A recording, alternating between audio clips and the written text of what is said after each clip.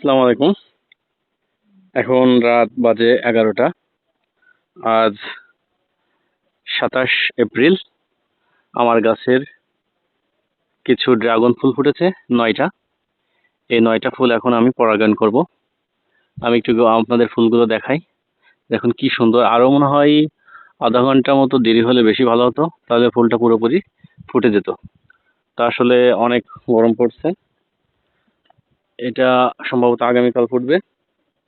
এখানে আছে আমার, ওয়াও, সো বিউটিফুল, কি সুন্দর। এদিকে এপাশে আছে 2টা, মোট 6টা। এখানে এই একটা 7টা, এই একটা 8টা, এবং এই পাশে রয়েছে একটা 9টা। তো আমরা এই 9টা ফুল আজকে পরাগায়ন করব। পরাগায়নের জন্য লাগবে একটি বাটি এবং একটি ব্রাশ। এই ব্রাশের সাহায্যে আমরা সহজেই পরাগায়ন করতে পারবো। পুরো ভিডিও জুড়ে আপনারা আমাদের সাথে থাকুন, কিভাবে পরাগায়ন করবেন এবং কিভাবে পরাগায়ন করলে একটা ফুলও নষ্ট হবে না সে সম্পর্কে আপনাদের আজকে বিস্তারিত জানাবো এবং দেখাবো। এভাবে যদি আপনারা পরাগায়ন করেন তাহলে একটা ফুলও ইনশাল্লাহ নষ্ট হবে না। তো আমি প্রথমে প্রথমে এই একটা ফুলের 2টা অংশ রয়েছে। একটা আছে পুরুষ অংশ এবং একটা স্ত্রী অংশ।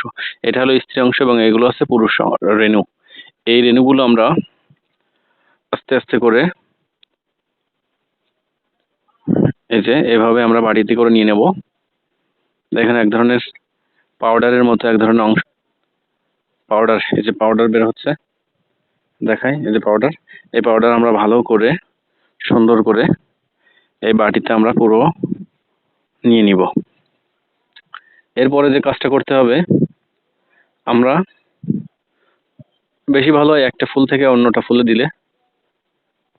তবে আমি প্রথম কাজ করব, সবগুলো ফুল থেকে এই পাউডারের মতো অংশটা আমরা বের করে নেব।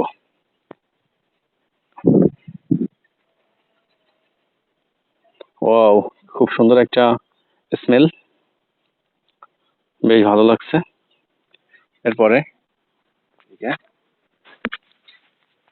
এদিকে আছে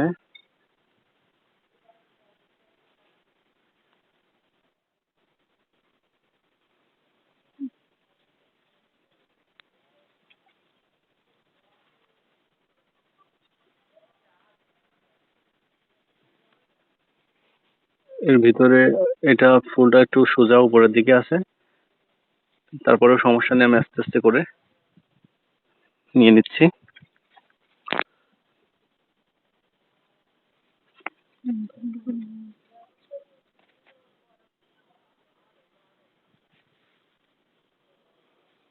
ইনশাল্লাহ 9টা ফুল থেকেই ফলে পরিণত হবে এবং আগামীকাল ইনশাল্লাহ আরো 5টা ফুটবে।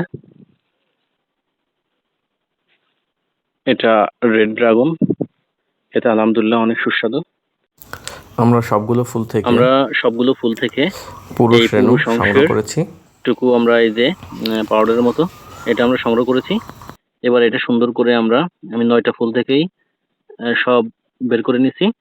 এখন এটা ভালো করে মিক্স করব, করে অল্প অল্প করে প্রত্যেকটা ফুলের যে স্ত্রী অংশ রয়েছে সেটাতে আমি পরাগায়ন করব।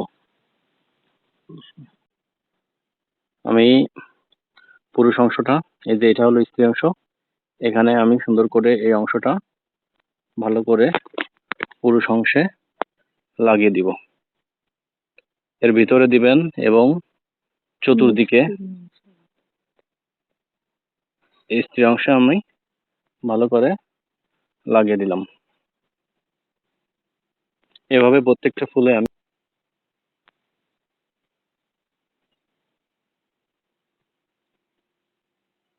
আমি গত বছরও এভাবে করেছিলাম। ইনশাল্লাহ আমার 2টা ফুল হয়েছিল। এই গাছের বয়স আজ 3 বছর। দ্বিতীয় বছরে আসলে ফুল এসেছিল 2টা, এবং 2টা ফুল থেকেই আলহামদুলিল্লাহ 2টা ফল হয়েছিল। আমি এভাবেই পরাগায়ন করেছিলাম। তো পরাগায়ন পরে আসলে ফলগুলো কেমন সেট হলো তার ভিডিও আমি আপনাদের অবশ্যই দিব। সুন্দর করে এভাবে লাগিয়ে দিব।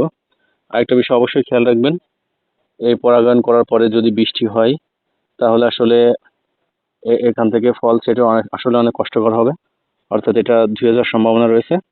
তো বৃষ্টির সম্ভাবনা যদি থাকে তাহলে অবশ্যই ভালো করে পলিথিন দিয়ে ঢেকে রাখবেন, যাতে এই স্ত্রী অংশের এই আমরা যে পরাগায়ন করছি এটা যেন ধুয়ে না যায়। এখন বাজে প্রায় 11টা 20। আসলে আল্লাহর কি অশেষ রহমত বা নিয়ামত যাই বলি, এত সুন্দর একটা ফুল এবং এত সুন্দর একটা ফল, আসলে আল্লাহর অশেষ রহমত ছাড়া সম্ভব না।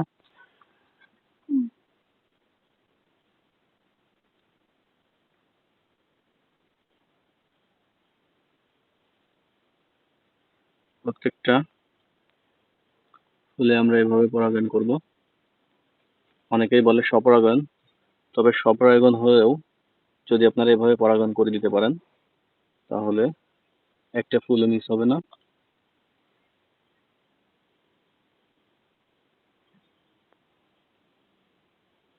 ছোট ব্রাশ হলে অবশ্য ভালো হয়, তো আমার বাড়িতে ছোট ব্রাশ না থাকার কারণে আমি একটু বড় ব্রাশ দিয়ে করছি, তাতে সমস্যা হবে না ইনশাল্লাহ।